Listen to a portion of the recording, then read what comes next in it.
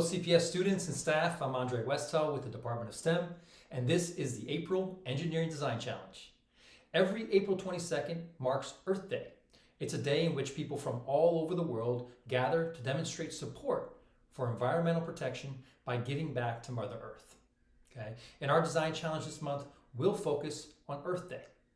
After watching some of the videos and maybe discussing as a class ways in which your school can become more environmentally friendly, you are going to be designing a robot or a machine that helps your school become more environmentally friendly. So where do you start? First, try to identify areas of your school which are being harmful to the environment. Perhaps the classrooms could use a better system for recycling, or maybe the cafeteria could find better ways to reduce some of the waste that's happening over there. And what about the cleaning products that your school uses? Are they harmful to the environment? And if so, are there better alternatives, right? You can discuss all this stuff with your classmates. You can also ask your teachers or other staff members. You can ask the principal. You can talk to custodians or to the cafeteria staff. There are lots of resources at your school.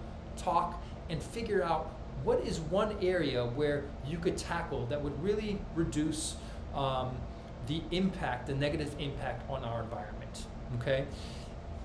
In challenges in the past, you were given constraints. It means like rules, right?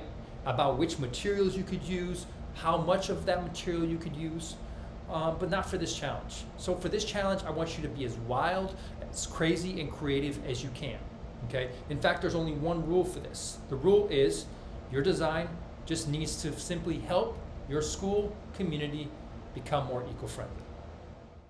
So once you've identified an area that you want to tackle and make more environmentally friendly, you're going to create what we call a design sketch. Okay? Design sketches are what professionals like engineers, architects, designers all use to communicate their ideas. Sketch, as you can see, there are a few different features in a design sketch that you should have. The main purpose of the design sketch is not for it to look beautiful and perfect. Really, what you want is just to communicate what it looks like and how it works, so that anyone who looks at your sketch can look at it without having to ask any questions and understand it. So here I have three main parts. The main drawing of what it looks like.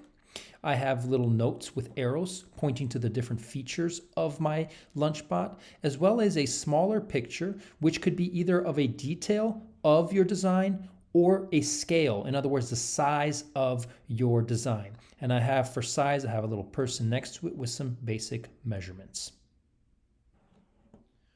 All right, if you're moving on to the second part, you already have your design sketch. Now what you're going to be doing is to actually create a model out of your design sketch. There are three options for that. You can create a physical build, like so. This is my LunchBot that you guys already saw my plans for, but this I use just simple craft materials to create, right?